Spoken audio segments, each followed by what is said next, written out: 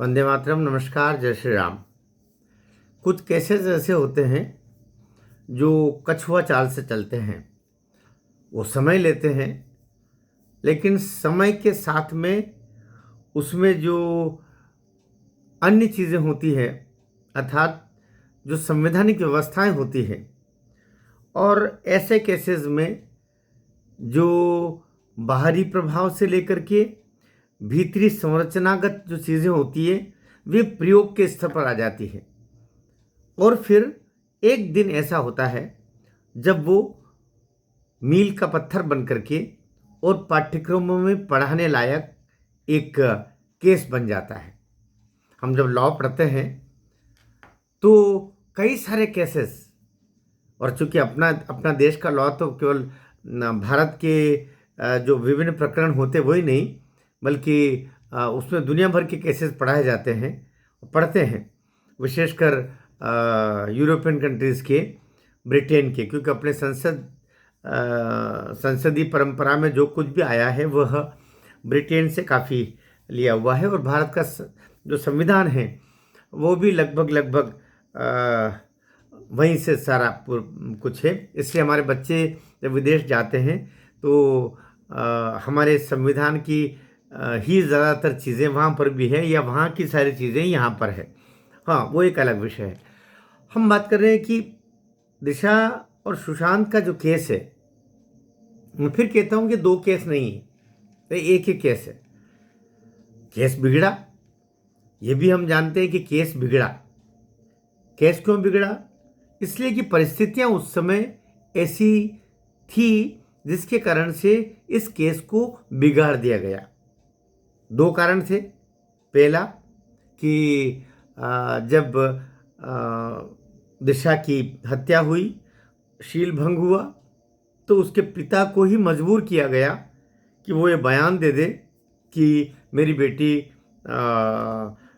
की तो दुर्घटना में मृत्यु हुई है, न तो उसने आत्महत्या की है, न ही उसकी हत्या और यह सब कुछ हुआ है।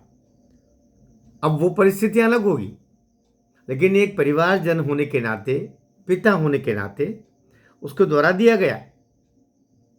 हुआ एक काम, और उसका कारण है कि उद्धव ठाकरे, संयम भय कोतवाल डर काहे का, आदित्य ठाकरे अपने बाप की सरकार और खुद मंत्री, और उसी के द्वारा सारा कुछ हुआ। सारा जो अब सतीश सालियान जो लेके पहुंचे।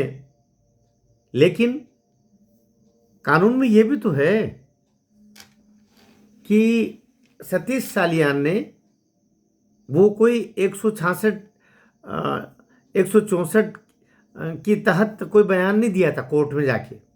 उन्होंने मीडिया को बयान दिया था, उन्होंने मीडिया को बोला था।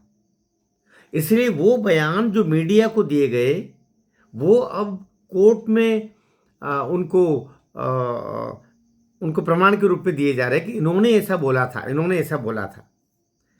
तो अब परिस्थितियां, एक तो वो चीज़, फिर सुशांत के मामले में कोरोना था, संदीप सिंह का आना, पोस्टमार्टम कौन कर रहा, पोस्टमार्टम की स्थितियां, पुलिस पूरा दोगले रूप में आना, पुलिस खुद अपराधियों को संरक्षण करती हुई वहां पर काम करना,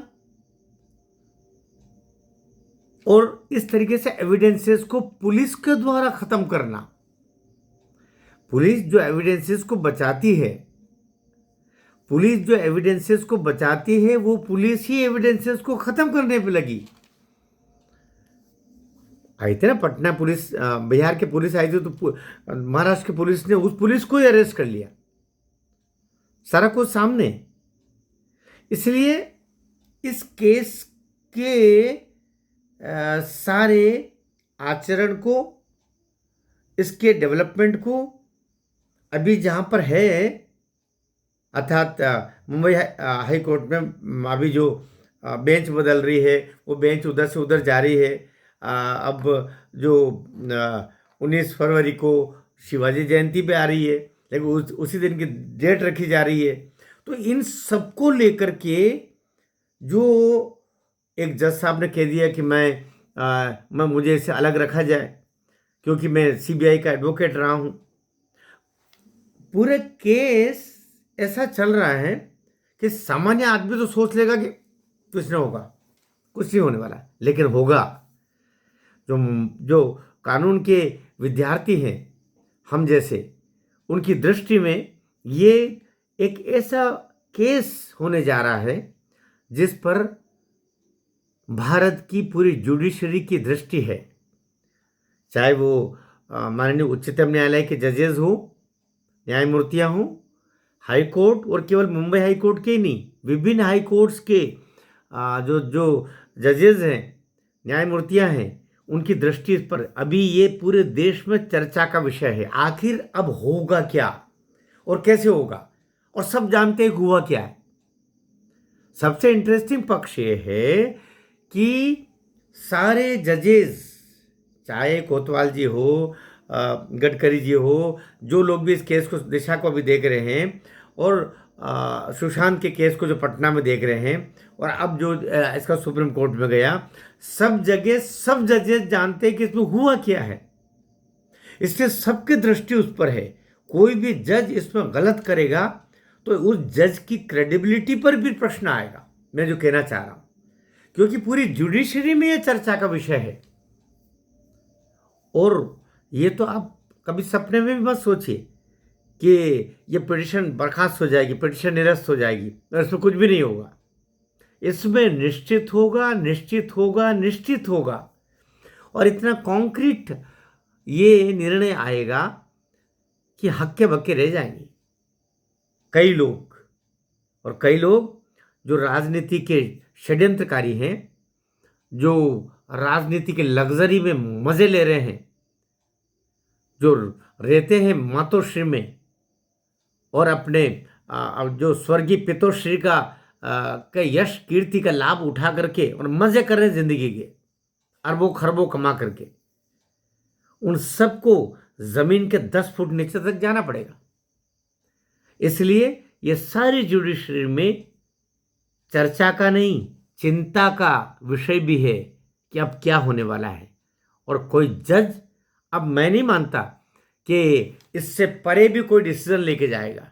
अंततोगत्वा डिसीजन वही होना है जो न्याय संगत है, जो धर्म आधारित है, जो आत्माएं चली गई हैं उनको न्याय दिलाने वाला है।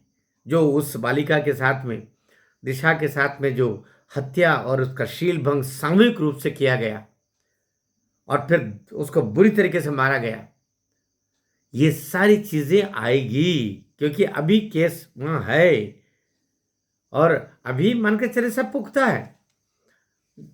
आपका बेंच बदलने से और इधर से जजेस का उधर जाने से, एक जज का मना करने से ठंडा, इसीलिए ठंडा करके खाएंगे तो मुंह नहीं जलेगा। मैं सोचता हूं कि हमें आशान्वित ही नहीं रहना चाहिए, हमें आश्वस्त रहना चाहिए कि हमें न्याय प्राप्त होगा। वीडियो को शेयर कीजिएगा सारे बंधुओं तक। SSR वॉरियर्स, जो SSR वॉरियर्स अपने बंधु हैं, उन तक तो अवश्य पहुंचाइए कि चिंता नहीं करें, सारे लोग लगे हैं, अपने अपने तरीके से लगे हैं, और ये केस पढ़ाया जाएगा। और आप लोगों की, हम लोगों की जो मेहनत है, ये मेहनत कारगर होगी। ये भी पढ़ाया जाएगा कि इस केस को अंजाम तक पहुंचाने वाले कौन लोग थे। भारत माता की जय।